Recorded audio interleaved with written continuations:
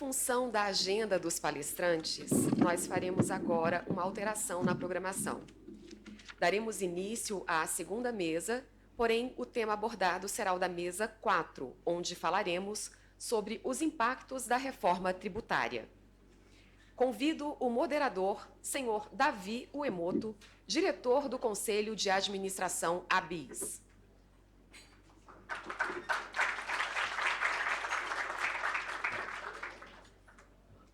E os palestrantes, senhor senador Isalci Lucas, que passará a integrar este painel a partir de sua chegada. Senhora Ela Gochefski, advogada tributarista.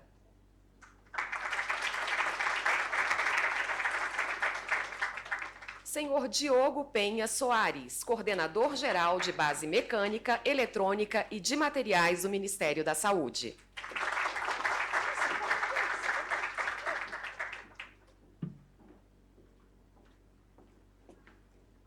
Pessoal, eu vou quebrar o protocolo aqui só para dizer o seguinte: o senador já chegou, mas os diretores chamaram ele para a reunião da história, só para estar boas-vindas, ele já está vindo. Se puderem esperar só um minutinho.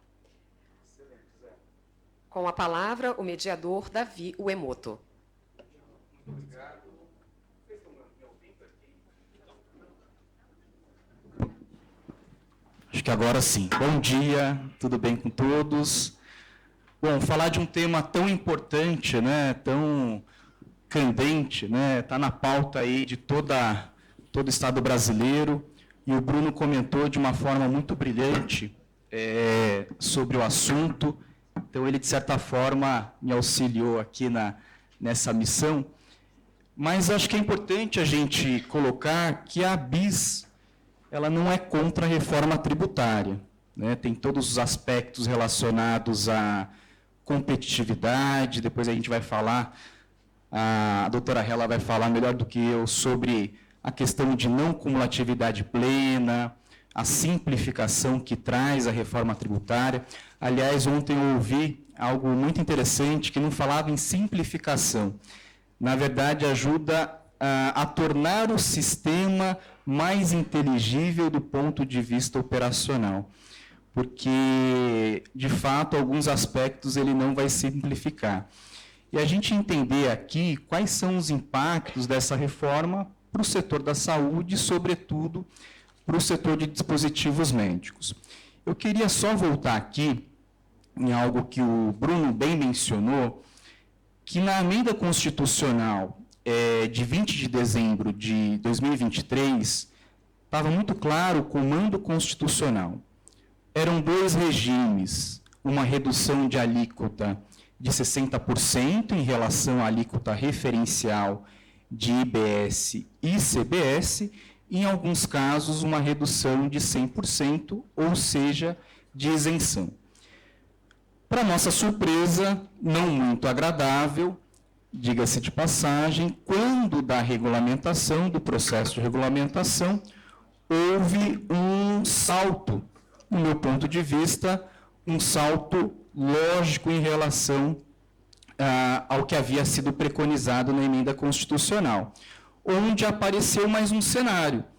Então, tinha o cenário de 60%, um cenário de 100%, e um outro cenário onde diversos produtos pagariam uma alíquota cheia. Só quebrar de novo o protocolo, agradecer aqui a presença do senador. Obrigado, senador. Senador, eu estava aqui explicando um pouco do impacto da reforma tributária para o setor de dispositivos médicos, e eu expliquei um pouco o fio aqui que o Bruno puxou, daquilo que havia sido preconizado na emenda constitucional 132 e do que foi realmente apresentado no PLP 68. Na nossa visão, né, houve um salto lógico, e aí foi apresentado um novo cenário de alíquota cheia que não havia sido ali mencionado no comando constitucional. Então, é importante, depois a gente vai falar um pouquinho mais sobre isso, da gente entender o impacto negativo, sobretudo da forma que isso foi apresentado, um modelo de lista, um modelo muito ruim do ponto de vista jurídico, porque ele cria uma série de distorções, depois a doutora Hela vai falar muito melhor do que eu, e ele acaba trazendo um modelo por NCM, por produto, e alguns produtos não estão contemplados, enfim, depois a gente vai trazer mais elementos sobre isso. Mas aqui a gente quer ouvi-lo, até em benefício do tempo de Vossa Excelência, o entendimento aqui que seria importante, o que o Senado está planejando em termos de trabalho, em termos de tom a ser adotado. Eu já ouvi uma série de entrevistas do senhor, aliás, parabéns pelo pragmatismo, no qual o senhor coloca que reconhece toda a densidade do texto, densidade acadêmica, mas ele precisa trazer, precisa ressoar na realidade. Então, gostaria de ouvi-lo um pouquinho sobre as distorções, o plano de trabalho, enfim. Bom dia. Primeiro, agradecer o convite, estar aqui nessa rodada aqui de conversa, né? Bem, eu fui deputado alguns mandatos, né? Nós estamos discutindo essa reforma tributária, deve ter aí pelo menos eu devo estar discutindo há pelo menos 12 anos como deputado, e agora como senador. Lógico que todo mundo sonha com a reforma tributária, né? Porque hoje nós temos 5.000 e tantos municípios, né? 27 estados legislando, nós contadores, né? Que pagamos o pato, né? Eu acho que da Constituição para cá foram mais de 500.000 normas. Você imagina o que é fazer isso aí. Agora, a reforma que foi aprovada, a emenda constitucional e agora aprovada na Câmara, ontem mesmo a gente teve uma reunião, uma audiência pública, e tinha lá aqui até procuradora aqui do DF, que fez mestrado na Fundação Getúlio Vargas de São Paulo, sobre a questão do split pay, o pagamento dividido, né? E, então, essa reforma ela nasceu na Fundação Getúlio Vargas, na academia. Então, é maravilhosa, não é assim? Agora vamos no mundo real, né? O mundo real é outro, que a academia muitas vezes não conhece, não é? E que os burocratas também do Ministério também não conhecem muito. Então, o que nós estamos fazendo? Né? Nós já temos agenda toda terça e quarta até dia 22 de outubro, que é a data que a gente vai apresentar o relatório das sugestões das mudanças. O que nós queremos fazer, e eu estou orientando o pessoal, assim, foram mais de 1.080 emendas, provavelmente virão mais umas 500, porque ainda o prazo está aberto ainda, né?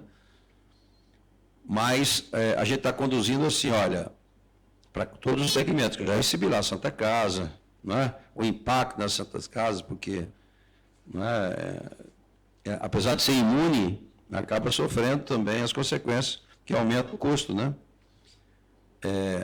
Não dá para você trabalhar com produto, você estava falando aqui agora, a reforma não pode ser assim, isso muda hoje todo dia, toda hora, então não dá para mudar a reforma todo dia. Então, o que acontece? A gente está fazendo as audiências públicas, eu estou sugerindo assim, olha, o texto da Câmara é esse, a gente precisa apresentar uma proposta de mudança, uma proposta de mudança para cada segmento que está contraponto, e uma justificativa óbvia, porque como 90% ou 99% dos senadores, eu que sou contador, lido com isso há muitos anos, tenho dificuldade, imagina os demais senadores que não são da área. Ficam, né, vai muito na linha dos partidos, do governo, essas coisas. Então, a sugestão é o seguinte, apresenta a proposta de mudança e uma justificativa que cada senador, caramba, é isso mesmo, é óbvio, tem que ser assim. Então, não dá para discutir a teoria da reforma. Nós temos que ser pontual, objetivo. Olha, se for desse jeito, vai acontecer isso. Como ontem, né, os cartões de crédito. Né? O sistema é maravilhoso, o sistema inteligente que eles estão implantando, o sistema que não existe, só existe na cabeça deles, é maravilhoso. Você vai no supermercado, vai comprar 20 itens, na hora que você bota o cartãozinho, ele vai lá em cima, pelo CNPJ, vê qual é o crédito que tem lá disponível, abate aqui e já vai a parte do governo e a parte da empresa. Maravilhoso. Né? Agora, isso vai funcionar? Não sei. Primeiro que o governo não tem esse sistema pronto ainda vai fazer, não sei nem se tem orçamento para isso. O SERPRO vai fazer. Eu me lembro uma vez que eu pedi um orçamento para o SERPRO, só para receber o orçamento levou 3 meses. Né? E ainda não foi exatamente o que eu pedi, só para vocês terem ideia. E, evidentemente, que cada empresa financeira de cartão e de pagamento vai ter que desenvolver um sistema também que precisa ter a lei aprovada para começar a desenvolver, que não é fácil. Cada escritório de contabilidade, tem os seus sistemas contábeis, tem que ser totalmente alterados. Né? Então, tem alíquotas diferenciadas, ainda tem os estados, os municípios, que muitas vezes não tem nem tecnologia. Então, tem uma série de fatores que nós temos que mudar e você deveria simular, nem tem esses dados. Quando a gente pede dados, elas nem tem. Imagina um sistema complexo desse. Então, semana que vem, por exemplo, eu vou fazer, na terça-feira, toda a cadeia da construção civil, desde o loteamento até a venda do imóvel. E eles têm estudos e impactos e valores. Né? O aumento ultrapassa 50% do setor de construção civil. Isso compromete a habitação, Minha Casa Minha Vida, compromete tudo. Então, o que eles fizeram e nós estamos apostando nisso em todos os setores? Que traga as informações e as consequências. E consiga traduzir isso em meia página de A4, de forma objetiva, colorido, bonito, que o senador olha, caramba, eu tenho que votar mesmo, não tem condições de aprovar desse jeito. Então, é isso que nós estamos fazendo. E isso em todas as áreas. Né? Santas Casas, elas são imunes, tá bom. Né? Hoje ela paga normal, né? Os impostos vêm embutidos quando você compra. Como você não paga, né, é imune, você não paga imposto. Né? Mas agora você tem a questão dos créditos, todo mundo vai querer os créditos, e aí você continua imune, mas aumenta o custo. Né? Então tem uma série de questões, né? O governo está muito na linha do cashback, né, de devolver, etc., que vai, né, deve estar conduzindo isso para os medicamentos, para o supermercado, essas coisas todas. Mas eu vejo uma distância ainda muito grande entre o mundo real e a reforma teórica que está lá. Então, por isso é que a gente está pedindo, né, de uma forma muito objetiva assim, que a gente possa defender lá na comissão, lá na CCJ e no plenário. Olha, vai acontecer isso aqui, se acontecer isso aí. Então, por exemplo, não tem a mínima chance de aprovar, colocando já os cartões, essa questão dos cartões, com o sistema inteligente que eles chamam. Tem um sistema simplificado e um inteligente. Esse inteligente vai ter que ficar para depois. Né? Porque senão você vai chegar no supermercado e vai ficar esperando lá. Ou dar um pane, e aí acaba tudo, ninguém vende mais nada, não pode fazer nada. Não. Então tem uma série de consequências que a gente está... Por isso que a gente está fazendo reuniões toda terça e quarta, e agora, como ainda deve ser votada agora a questão dos comitês, aquela coisa toda, a gente vai arrumar mais um dia aí na quinta para poder discutir esse que vai ser aprovado, que ainda tem destaque para ser aprovado. Que também é outro monstro que estão criando lá na Câmara. Né? O CONFAS já foi responsável por essa bagunça toda, que tinha um poder imenso. Esse outro vai ser muito mais poder, acima do Senado, acima do Congresso, acima de tudo. Então, a gente vai ter muita dificuldade ainda para aprovar o texto que está na Câmara. Agora, a Câmara, lamentavelmente, aprovou assim, da noite para o dia, né, cara? Tinha mais de 700 emendas que sequer foram analisadas. Mas, de qualquer forma, fez assim, vamos passar para o Senado lá, provavelmente vão dar uma ajeitada. Então, é o que nós estamos fazendo. E a gente espera, né, se vocês, nos pontos que vocês sentem que precisam mudar, que a gente receba de uma forma muito clara, muito objetiva e muito pedagógica, bem didática, para que qualquer um leia a justificativa e entenda. Não é? Além da mudança e as consequências se não acontecer isso. Né? Então, é isso que dessa forma que a gente está conduzindo. Né? E convido vocês a acompanhar passo a passo, porque é importante, porque, de fato, aprovado isso, vai mudar a vida de todo mundo. Né? E aí, né, eu vejo que não tem simplificação essa conversa, porque durante 10 anos você vai ter tudo que você tem hoje, que é essa confusão toda, e mais aquilo que está sendo criado. Então, não tem simplificação. Dizer que, né, o contador pode dobrar os honorários que vai dar tudo certo. Né? E com relação à neutralidade, a gente tem que fazer tudo para que aconteça. Não está acontecendo. Né? Mudaram a questão dos créditos. que eu tenho a ver se o meu fornecedor pagou, se não pagou? Isso é papel da Receita. Eu vou ficar fiscalizando se o meu fornecedor que eu comprei o material, não é? Pagou. Aí eu vou comprar de uma empresa maior, porque talvez ela pague mais em dia do que o pequeno, né? E acaba o Simples, né? É outro problema. Será que vão quebrar todas as empresas do Simples? Ou elas vão ter que sair do Simples para outro sistema? Porque se o Simples você não pode compensar o crédito, vai compensar uma merrecazinha pequena. Quem é que vai comprar? Eu sou uma empresa, vou comprar de quem? Quem vai me dar o crédito ou quem não tem crédito? Vou comprar de quem? Né? Então, tem uma série de coisas que nós estamos trabalhando, mas nessa linha, estamos ouvindo todo mundo, analisando as emendas, né? A justificativa, que a Receita vai compensar tudo isso. Eu tenho que chegar a dizer negativo, está aqui. Eu fiz agora, construção civil não, desoneração. Né? Eles soltaram em 2023 um documento da Receita Federal dizendo que o impacto da desoneração era 6 bilhões e 900. Está lá, o documento deles, na página deles está lá. Aí agora, a gente foi votar, passou para 15. Falei assim, cara, de 2023 para 2024, subir de 6 para 15, não tá, então mandei para a Receita, me explica isso aqui. Não é? Nós temos pouca gente, a gente pegou a pandemia, né? Aí a gente corrigiu não sei o quê, de acordo com não sei das quantas, não tem nada a ver com nada. Mas agora o que vale é esse mesmo, porque agora que a gente tem mais dados e tal. Não é assim? Então aí, né? Então a gente precisa de dados mesmo do segmento, do setor, de uma forma clara. Que a Receita chega, eu vou dizer negativo, está aqui, ó. Né? Mostra diferente. Então, eu estou otimista, porque... Né, a gente está fazendo as reuniões desse jeito, assim, muito objetivo. Ninguém está lá contestando reforma, dizendo, não me deram isso, não me deram aquilo. Não. Está aqui, ó. Se for mantido esse texto da Câmara, o desastre vai acontecer aqui. Então, se não mudar isso aqui, vai ser um caos. Então, nessa linha a gente está conduzindo. E eu acho que com isso a gente consegue mudar a reforma. Fora disso, só na conversa, a gente não consegue mudar. Então, em princípio, é isso. Vamos ver aí o que vocês querem. Não. Excelente, senador. Bom. É importante essa sua fala, porque eu já ouvi, né, todo mundo fala que é especial, né, todos os setores são especiais e precisam que os seus benefícios sejam garantidos, as suas particularidades sejam entendidas.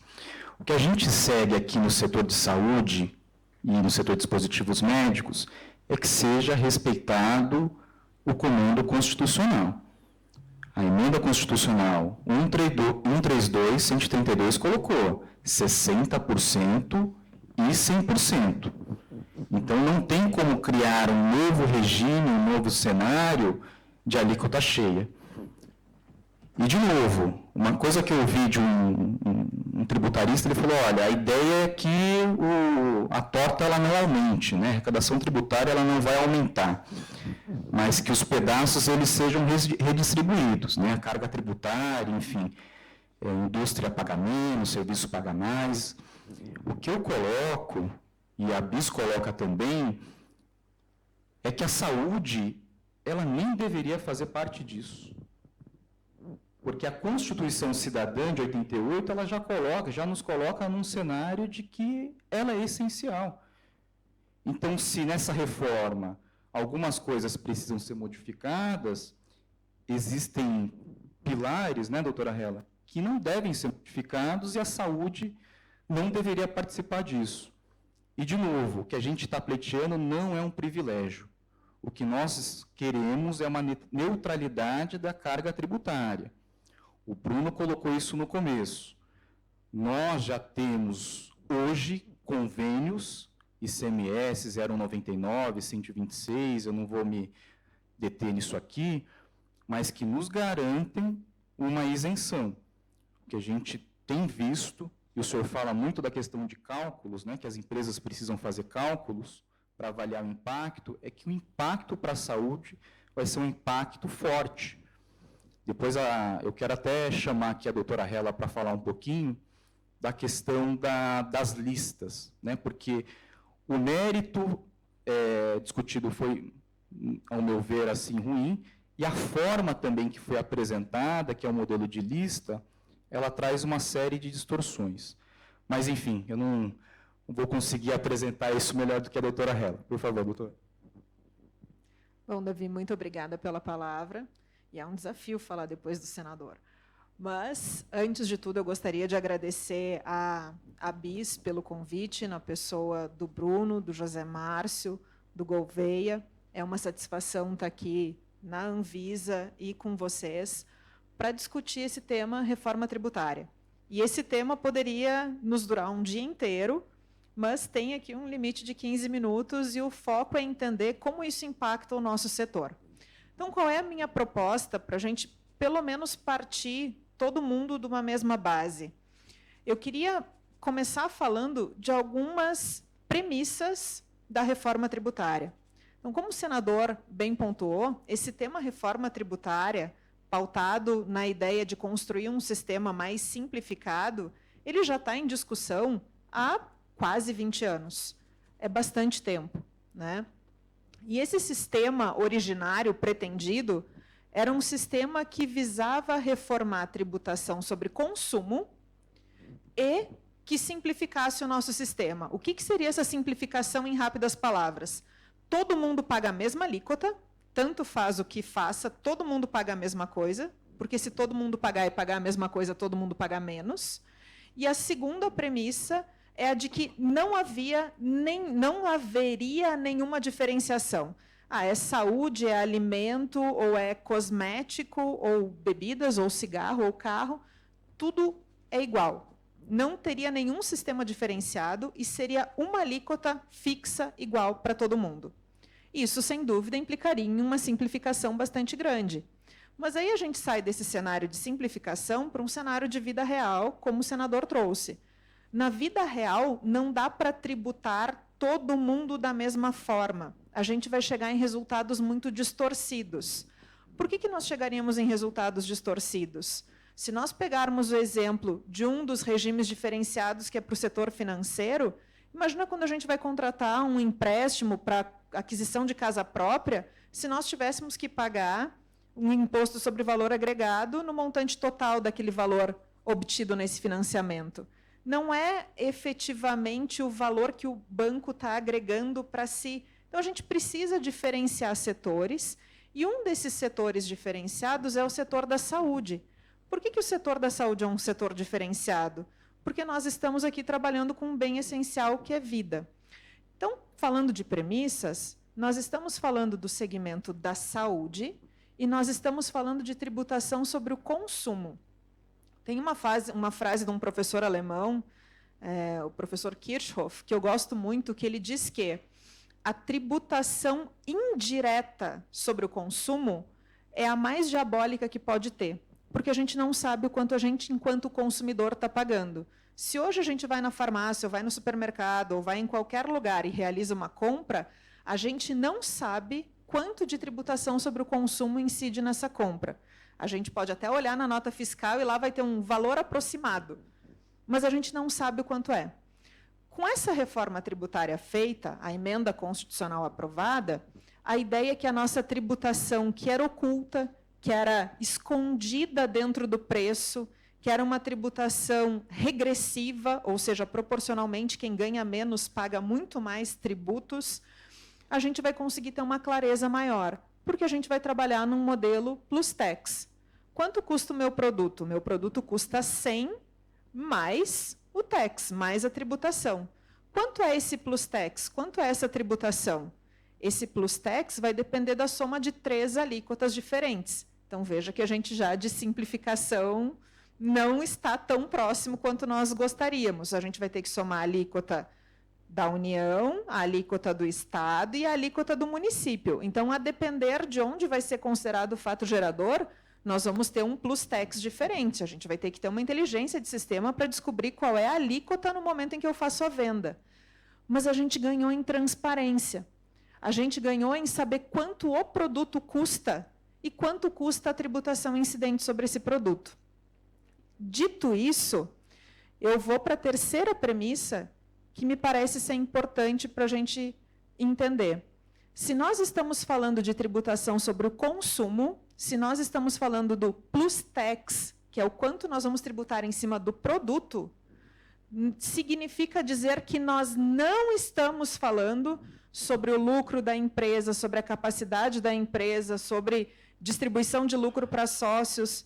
Nada disso muda. O sistema tributário, no que diz respeito ao imposto de renda, contribuição social, não está sendo afetada nisso. A rentabilidade da empresa ainda vai ter projeto no futuro, pretende se mudar, mas não é nessa reforma tributária e nem isso que a gente está discutindo aqui. A gente está discutindo exclusivamente a incidência do IVA em relação ao produto. O faturamento que a empresa tem continua sendo igualmente tributado. Logo, a gente está dizendo quanto o consumidor final lá na ponta vai pagar.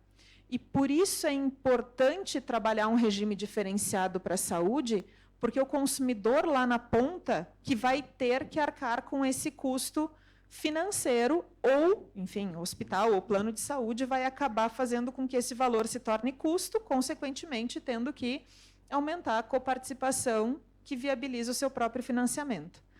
Então, veja, quando a gente fala, agora sim, em impacto dessa reforma tributária para o setor da saúde, quais são os pontos que, na minha leitura, a gente precisa ter bastante atenção?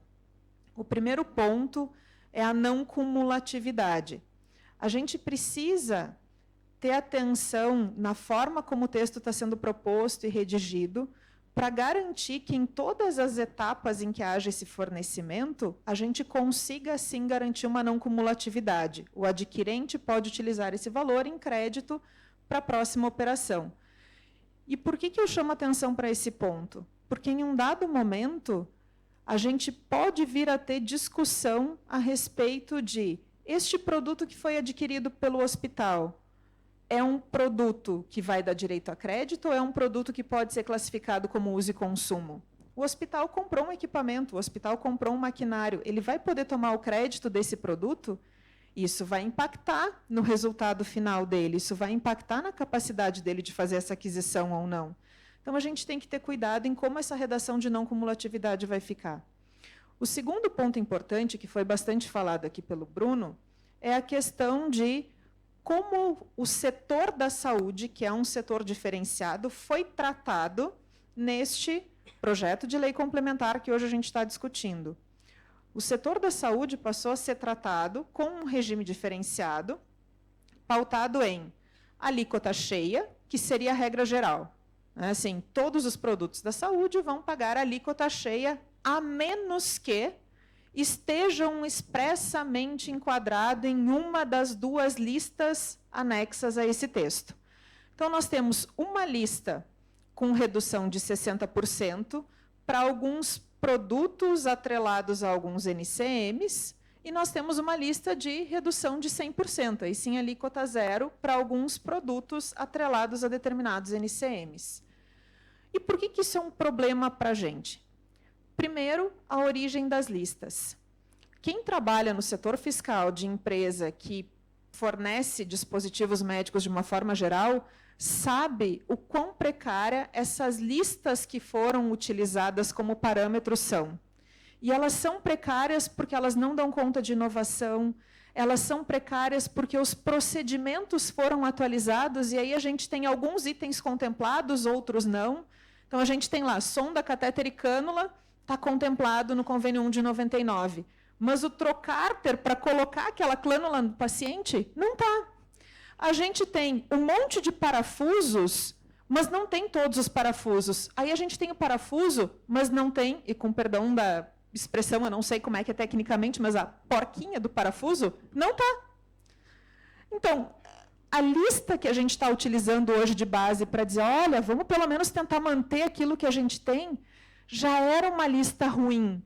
Já são produtos que são descritos de uma forma que não atendem à realidade hoje, que não dão conta da inovação, que não dão conta dos procedimentos como um todo, que tem muita dificuldade de classificação fiscal.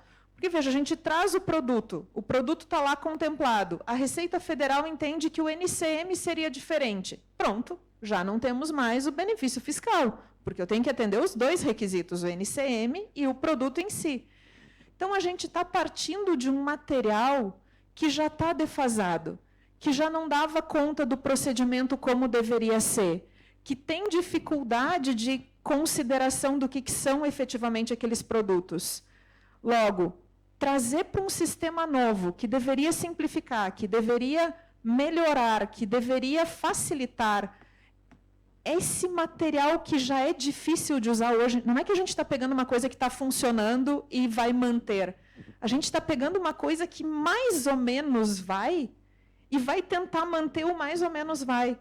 Quando a gente tem uma oportunidade de ouro na mão, de dizer assim, ok, vamos parar de gastar dinheiro com multa de biblioteca, com descumprimento de obrigação, com reclassificação fiscal e tributar aquilo que precisa ser tributado.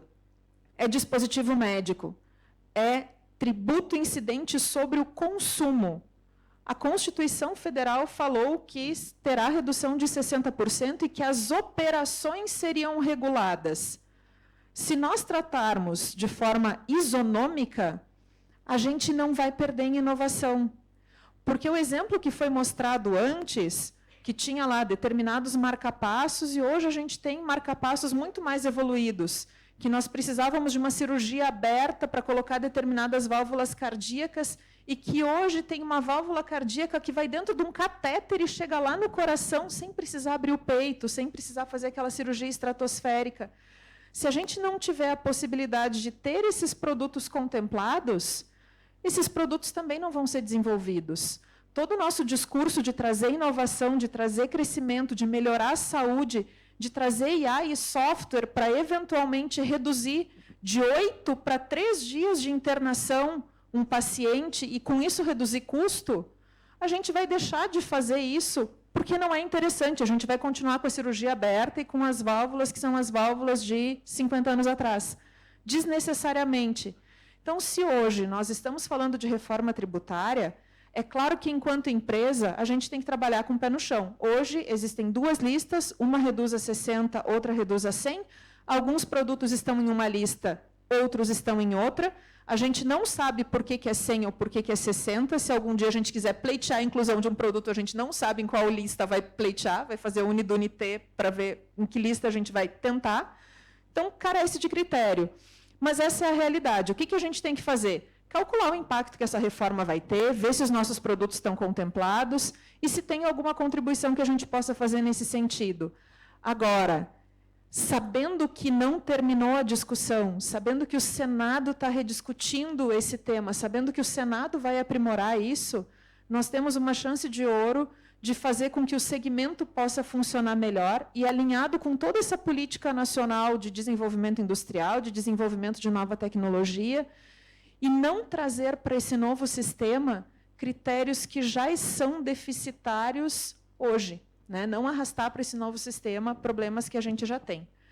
Dito isso, eu encerro aqui a minha participação e fico à disposição para eventuais perguntas.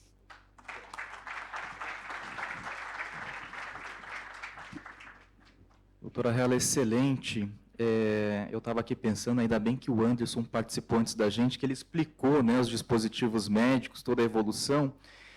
E a gente fez um exercício, senador, que foi proposto pelo senhor, do cálculo, a gente avaliar o impacto, né?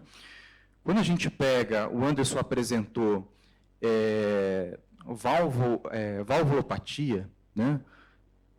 A gente pega lá a válvula que foi apresentada ou válvula, né? Nunca sei como é que fala, que foi apresentada pelo Anderson. A válvula em si, ela está na lista dos 100%. Mas o procedimento cardiológico, ele necessita de outros produtos, outros dispositivos médicos que não estão na lista de 100%. Então, para introduzir, né, a válvula, precisa de um guia, e esse guia não está. Ou, se for fazer uma cirurgia aberta, conforme o Anderson mencionou, é preciso ali o sistema de circulação extracorpórea, o qual não está na lista de 100.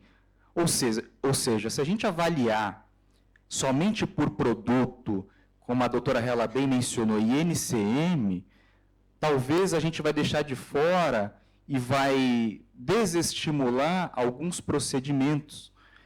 Eu sei que é muito difícil, aí o Diogo vai falar sobre isso, a gente trabalhar talvez numa linha de cuidado, mas que a gente tenha esse olhar transversal, esse olhar horizontal para a questão dos procedimentos, né? Que não basta somente um produto ser inserido, mas todos aqueles que fazem parte dele que também sejam contemplados com uma isenção. A gente tem que correr, eu vou passar aqui a palavra para o Diogo. O Diogo vai trazer aqui a perspectiva do Ministério da Saúde, super importante também nessa governança. Então, por favor, Diogo. Obrigado, Davi. Bom dia a todas e a todos. Obrigado pelo convite, parabéns pelo evento. Bruno, Gouveia, Zé Márcio, nossos parceiros de sempre. Bom, realmente, a intenção aqui é trazer um pouco da perspectiva de como foi a atuação do Ministério da Saúde, o que a gente levou para todo esse desenvolvimento da reforma tributária, que estava associado aos dispositivos médicos. Também tivemos atuação na questão dos medicamentos. Para a saúde, impacta não só esses dois setores, mas também havia produtos para acessibilidade, para a saúde menstrual, serviços e profissionais de saúde envolvidos lá dentro. O imposto seletivo também impacta diretamente na saúde. Então, a atuação da saúde foi mais ampla do que somente os dispositivos e os medicamentos, mas foi a área de atuação em que a gente atuou. E aí eu preciso dar um passo atrás para falar de qual contexto que a gente está inserido, que é o da Estratégia Nacional do Complexo Econômico Industrial da Saúde. O Gesteira trouxe aqui mais cedo, na abertura, que o governo federal lançou um plano de neoindustrialização. A gente fala de neoindustrialização porque a gente não quer uma indústria do passado, não é reindustrializar como foi no passado, é fazer uma indústria nova. E para isso lançou o plano Nova Indústria Brasil, na qual são previstas 6 missões, e a missão número 2 é exatamente a do Complexo Econômico Industrial da Saúde, resiliente para reduzir as vulnerabilidades do sistema de saúde. E tem a meta, então, instituída para chegar em 2033 com 70% de produção nacional atendendo a saúde brasileira.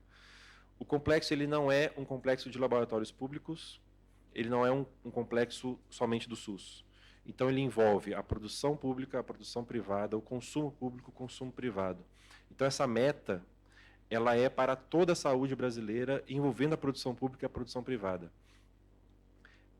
Hoje nós partimos de uma linha de base de 42%, nosso monitoramento mostra que nós estamos em 45% esse ano, nós queremos chegar ao fim dessa gestão em 50%, e para alcançar essa meta, nós temos instituídos programas e instrumentos internos do Ministério da Saúde, mas não somente.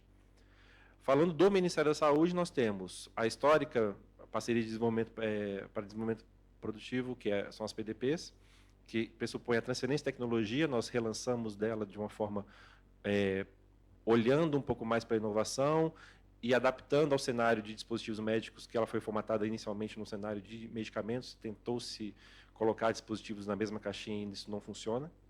Nós temos que ter um olhar especial para dispositivos médicos. Trazendo agora o desenvolvimento e inovação local também, com um novo Programa de Desenvolvimento e Inovação Local, PEDIL, para fomentar não só a transferência de tecnologia do que é desenvolvido lá fora e internalizar aqui dentro, mas também privilegiar, usando o poder de compra do Estado, aquilo que é desenvolvido aqui conforme as nossas necessidades.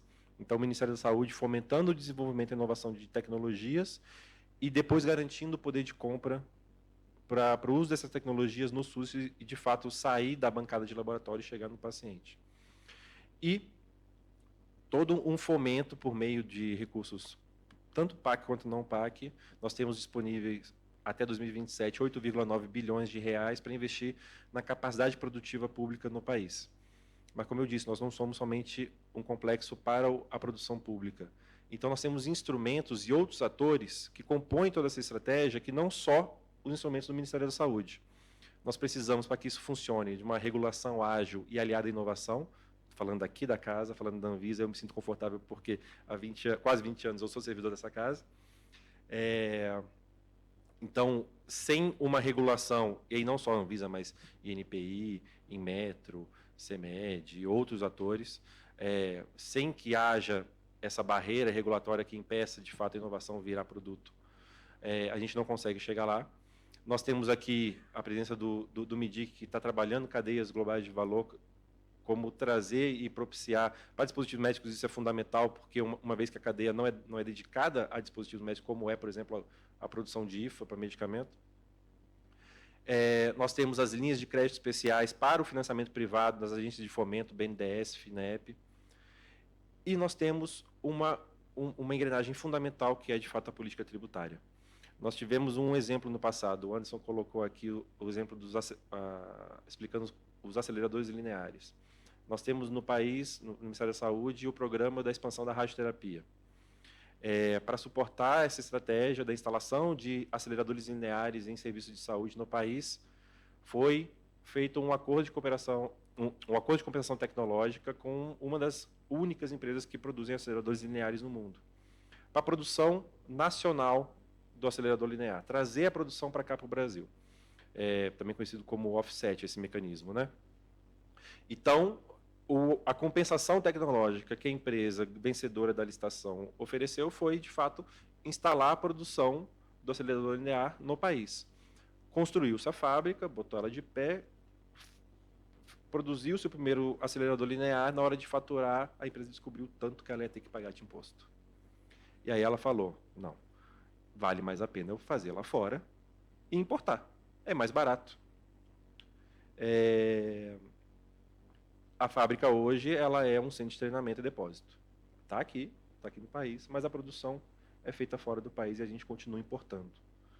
Porque o sistema tributário não permitiu. Então, não vai adiantar nada eu ter todos esses instrumentos, esses mecanismos de fomento à produção nacional, eu instituir margem de preferência, eu instituir decreto do CIAPAC, por exemplo. Agora nós temos o PAC da Saúde, nós temos, se eu não me engano, 25 bilhões de reais para a construção de maternidades, policlínicas, UBS, sala de telesaúde, aquisição de unidade móvel odontológica, aquisição de ambulância para SAMU. E nós estamos discutindo lá dentro a aquisição nacional, o conteúdo nacional, privilegiar o conteúdo nacional nas compras, porque não vai levantar só o prédio, vai rechear esse prédio com equipamentos e entregar o serviço pronto. Então, nós queremos que esses equipamentos sejam adquiridos com conteúdo nacional. Como que a gente vai fomentar toda essa produção nacional se, no final das contas, não compensa produzir no país, porque o sistema tributário encarece a produção? Nessa lógica, então, nós tentamos levar a visão da saúde, as necessidades da saúde, para a discussão da reforma tributária. Toda a política industrial, historicamente, ela foi construída olhando principalmente déficit comercial, a questão econômica, financeira da coisa, fazer uma curva ABC do que a gente mais importava e vamos privilegiar isso.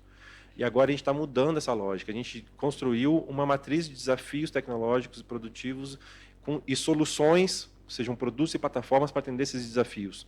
Ou seja, é a lógica da necessidade de saúde orientando toda a política industrial. É essa matriz que orienta os nossos instrumentos, mas orienta também as linhas de crédito especiais que o BNDES colocou, os editais mais inovação da FINEP, quais são os projetos prioritários a serem apoiados pela Embrapi.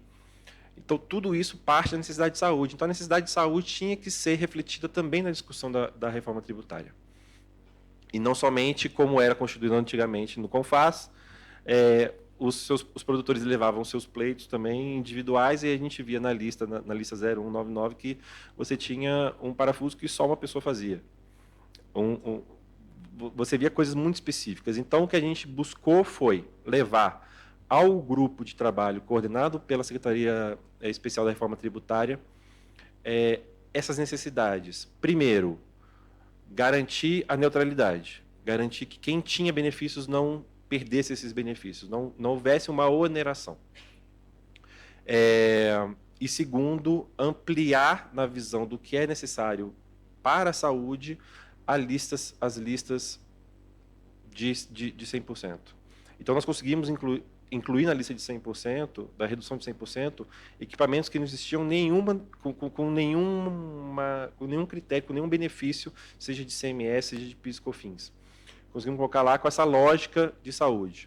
Mas a gente enxerga que coisas ficaram de fato de fora. Hoje a gente enxerga que tem 50% do setor de dispositivos médicos ficou na lista de 60%, 25% ficou na lista de 100% e 25% ficou, de fato, de fora. A gente entende, senador, que tem espaço ainda no Senado. A gente tinha pactuado, inclusive, algumas correções para serem feitas na Câmara que acabaram não ocorrendo. Como você falou, deixaram para ajeitar no Senado. E a gente, de fato, a gente tem alguns avanços que precisam ser feitos. Eu aprendi muito com a Hela nas discussões que foram tratadas com o setor, com a Ministério da Saúde, com o Ministério da Fazenda. Por exemplo, quando a gente está falando de dispositivos médicos, a lógica da venda não é suficiente. Isso também é uma coisa que eu tenho levado para dentro das políticas do Ministério da Saúde, por exemplo, para a PDP. A gente não pode olhar somente uma transação de compra e venda. Quando a gente está falando de dispositivos e bens de capital, acontece muitas vezes os consignados e o SUS paga por meio de procedimentos. E o SUS paga muito a produção de saúde por meio das Santas Casas também. 60% da produção de saúde do SUS são feitas nas Santas Casas. Elas gozam dessa imunidade, mas quando elas são um agente ativo do fato gerador do imposto, né? Por exemplo, quando elas fazem o desembaraço aduaneiro. Mas quando elas compram diretamente do fornecedor local, não há esse fato gerador, então ela paga a alíquota cheia. A gente conseguiu, alguns avanços que a gente conseguiu nessa reforma tributária foi, a lista é 60%, quando é compra pública ela tem a redução de 100% da alíquota. Mas isso a gente precisava também ver refletido para Santas Casas, porque, no fim das contas, é o orçamento do SUS, que vai ser onerado caso não haja a redução da alíquota. E quando eu falo de orçamento do SUS, por exemplo, uma coisa que a gente ouviu logo no começo da discussão foi: não se preocupem, a compra pública será desonerada por meio de cashback. Só que, quando o Ministério da Saúde compra esse microfone por R$100, se a alíquota é cheia, eu vou continuar pagando R$100. Se a alíquota é zero, eu vou pagar R$75. Então, o orçamento da saúde vai ser impactado com R$75. Se eu compro ele na alíquota cheia, o orçamento da saúde vai ser impactado com R$100. 25 vão voltar, mas vão voltar para a conta única do Tesouro. Não vão voltar para o orçamento da saúde. Então, o orçamento da saúde continua sendo impactado. Nós temos estudos da OCDE que mostram que cada R$1 gasto em saúde gera R$1,7 em PIB. Então, nós precisamos, de fato, ter o orçamento da saúde descomprometido para gerar mais investimentos e mais qualidade de vida na população. Esse é o impacto direto que se causa quando a gente tem essas reduções. Então, a gente quer ser um agente ativo dessas discussões. Nós já estamos construindo a posição do Ministério da Saúde, não só para o nosso setor do complexo, mas também para todos os outros como eu falei, serviços profissionais, nutrição enteral parenteral, que também precisa de muito avanço dentro da lista, saúde menstrual, acessibilidade e o imposto seletivo. E nós estamos a toda disposição, tanto para fazer o diálogo com o setor, quanto para fazer o diálogo na Casa Legislativa. Obrigado. Diogo, obrigado. Está piscando ali o tempo esgotado, somente em deferência aqui ao senador, gostaria que ele... Eu quero reforçar, nós temos várias audiências já marcadas, tem inclusive do imposto seletivo, tem que ver onde é que enquadra essas questões, porque são óbvias, e a gente precisa fazer isso, né? Reconhecer o óbvio, então a gente precisa fazer essas discussões. Tem a questão das cooperativas, né? Que também é outro problema, né? Com os profissionais. Então, estamos lá à disposição. Se tiver que criar uma quinta-feira, uma sexta-feira, sei lá, especificamente para a saúde, não vejo dificuldade, mas, né, a gente precisa trabalhar isso. Estou lá à disposição, tá bom? Muito bom. Obrigado, senador Diogo, Hela, muito obrigado. A BIS e outras entidades setoriais também se colocam à disposição aqui para apresentar esses dados, consequências, e a gente conseguir burilar essa reforma. Obrigado.